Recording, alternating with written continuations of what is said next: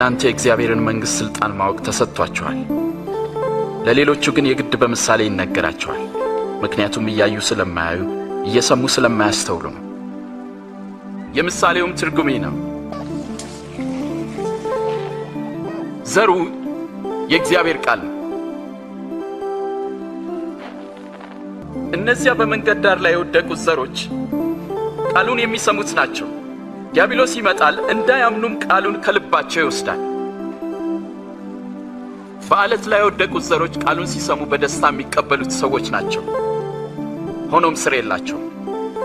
የሚያምኑትም ለጊዜው ነው። ፈተና በመጣ ጊዜ ግን ፈርተው ይክዳሉ። እነዚያ በእሾህ መካከል የወደቁት ቃሉን የሚሰሙት ናቸው።